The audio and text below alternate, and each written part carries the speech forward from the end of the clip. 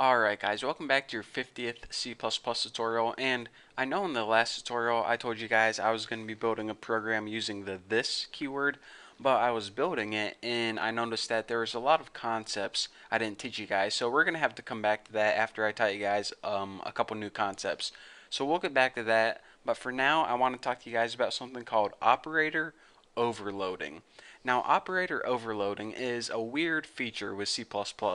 What operator overloading is it allows you to use C++ operators like, plus and multiply, and it allows you to take these operators and change the way that they're used. So, for example, maybe you have a class and you want to add two objects together. Well, how the heck does C++ know how to add your two custom objects together? Well, that way you can use operator overloading to specify what you want this operator to do. So what I did already is I made a new class called Sally, and I also included the Sally header in here, and I included IOStream and namespace in here. So now my .cpp files look the same, just to save this tutorial some time. So now let's go ahead and get into the coding.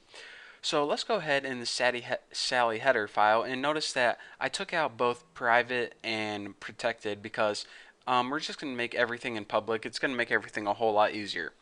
So the Sally class is going to have a couple things in it. The first thing it's going to have is a variable called num, and this is the only variable it's going to have. It just needs a variable. Pretend this is like Sally's age or something. I just named it num because it's easier to work with. Now let's go ahead and create two constructors. The first constructor is pretty much just going to be empty constructor. We're going to be building a Sally object, and whenever we don't pass any parameters to it, it's just going to create a blank Sally object. And we're also going to be creating another constructor, and whenever we create a Sally object and we pass an integer into it, what I want to do is, well, let me go ahead, I guess I can code this right now. Whenever we create a Sally object and we pass an integer into it, called like integer a or something, what this is going to do is, I like it right up there. What this is going to do is take that num property and set it equal to a. So we're going to create Sally objects in two ways.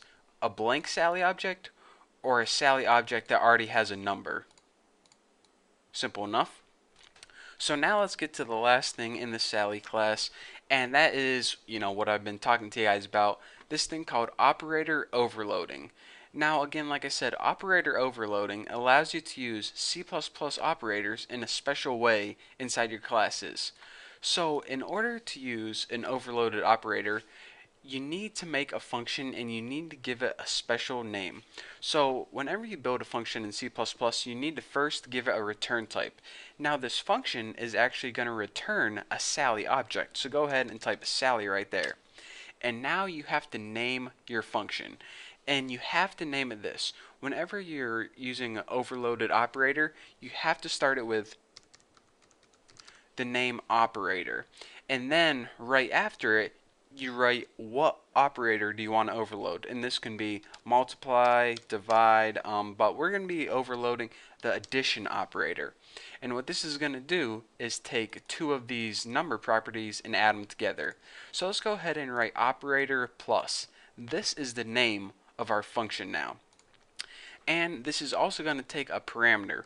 What this function is going to do is it's going to take one Sally object's number and add another Sally object's number to it. So we're going to need to pass it in another Sally object to add to it. So let's go ahead and call it like Sally. Well, all we have to put is that Sally.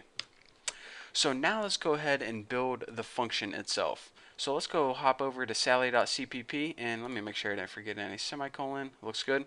So now let's go ahead over to sally.cpp and start building this function. Again, the very first thing you write is the return type. This is like void int. Well, we're returning a Sally object, so go ahead and write Sally right there. And now we have to go ahead and write what class are we working with? Sally. What's the name of our function? And remember that's operator plus, since we're overloading the plus sign. And what parameter does it take? Well, it takes a Sally parameter, and just name this variable like ASO for another Sally object. So now what we want to do is this. We're going to be returning a brand new Sally object. So let's go ahead and make a new Sally object right now. Sally, and name this object brand new. Simple enough.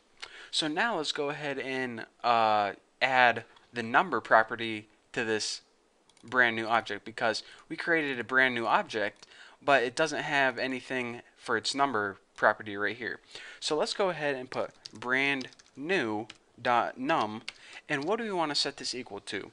Well, what we want to set it equal to is the current object's number value plus another Sally object's number value.